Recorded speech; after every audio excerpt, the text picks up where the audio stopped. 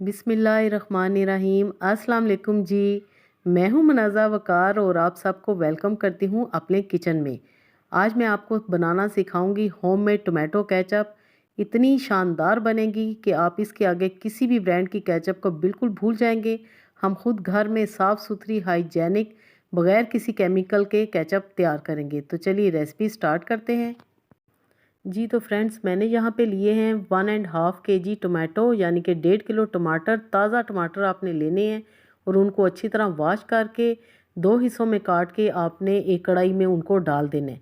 अब मैं शामिल करूँगी 1 गिलास पानी। ज़्यादा आपने पानी बिल्कुल भी नहीं डालना। और इसमें डालेंगे एक स्टिक दालचीनी की, एक तेज़पत्ता, और उसके साथ मैं डालूँगी 4 अदद लौंगे। इस तरह आपने वो भी डाल देनी है। 1 इंच मैंने लिया है अदरक का टुकड़ा और 4-5 लहसुन के जवे, उनको मैंने काट करके डाल दिए। और अब हम इनको कवर अप कर देंगे सिर्फ 15 मिनट के लिए। जी तो 15 मिनट हो चुके हैं। अब हमने क्या करना है कि ये जो हमने डाली थी दालचीनी की स्टिक वगैरह और तेज़पत्ता, इनको हम निकाल देंगे। और अदरक लहसुन बीच में पड़ा रहे कोई बात नहीं है, अगर आप निकालना चाहें तो वो भी आप निकाल सकते हैं। तो टमाटर हमारे अच्छी तरह पक चुके हैं। अब हम फ्लेम ऑफ करेंगे और इन टमाटर को हम थोड़ी देर ठंडा होने देंगे। ठंडा होने के बाद आपने क्या करना है कि ब्लेंडर जग में आपने इनको पीस लेना है एज़ इट इज़, इसके पानी के साथ ही। जी तो मैंने सारे टमाटर अच्छी तरह ब्लेंड कर लिए हैं। अब आपने एक छलनी लेनी है और जिस कढ़ाई में हमें केचप बनानी है वही मैं कढ़ाई ले रही हूँ जिसमें मैंने टमाटर को बॉईल किया था। और अच्छी तरह आपने इस प्यूरी को छान लेना है। ये स्टेप आपने ज़रूर करना है, इसको आपने स्किप बिल्कुल भी नहीं करना। इससे ये होगा कि टमाटर के जो छिलके और बीज वगैरह हैं, ये जैसे कि आपको नज़र आ रहे हैं, ये सारे निकल जाएंगे और हमारी टमाटो केचप बहुत ही शानदार बनेगी। तो टमाटो प्यूरी हमारी तैयार हो चुकी है। फ्लेम को अब हम ऑन करेंगे और इसमें बाकी की चीज़ें शामिल करेंगे। तो यहाँ पर मैं डालूँगी 1 टीस्पून लाल मिर्च पीसी हुई, हाफ़ टी स्पून नमक, और मैं इसमें सिरका शामिल करूँगी 5 टेबल स्पून। यहाँ पे आपने गौर से देखना है 5 टेबल स्पून। जो खाने वाला चम्मच होता है ना, वो वाले 5 चम्मच मैंने इसमें सफ़ेद सिरका शामिल की है। और अब उसके साथ मैं इसमें शामिल करूँगी चीनी।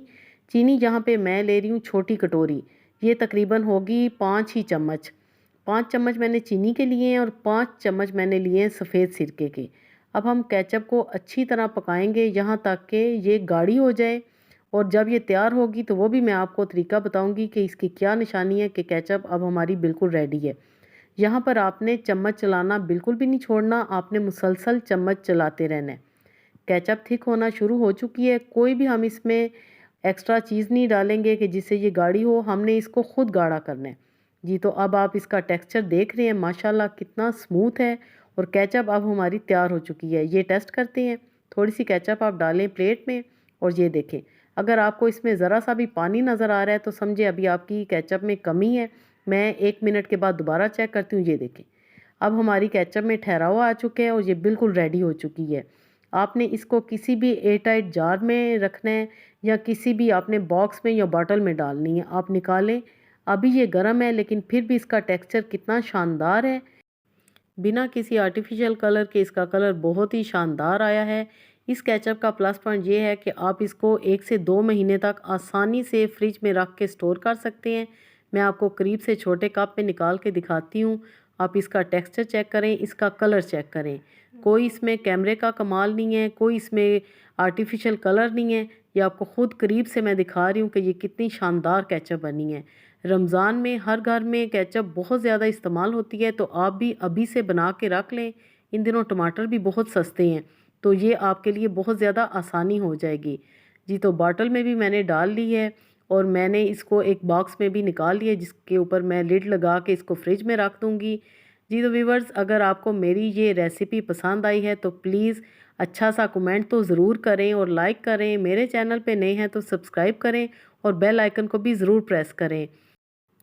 अफ्तारी के टाइम में समोसे हों, पकोड़े हों, कचौरी हो या कोई भी स्नैक हो, तो इस तरह की केचप का होना तो मस्ट है। बहुत ज़्यादा इस्तेमाल होती है और ये केचप ऐसी है कि इसके इस्तेमाल से आपका गला भी ख़राब नहीं होगा। ऐसा होता है कि केचप का ज़्यादा इस्तेमाल करें तो गले बच्चों के ख़राब हो जाते हैं, लेकिन इस केचप के इस्तेमाल के बाद ऐसा कुछ भी नहीं होगा। उम्मीद है आपको रेसिपी पसंद आई होगी। तो इस दुआ के साथ आपसे इजाज़त चाहूँगी कि अल्लाह पाक हम सब का दस्तरखान हमेशा वसी रखे। Thanks for watching. अपना बहुत सारा ख्याल रखिएगा। ओके देन, अल्लाह हाफिज़।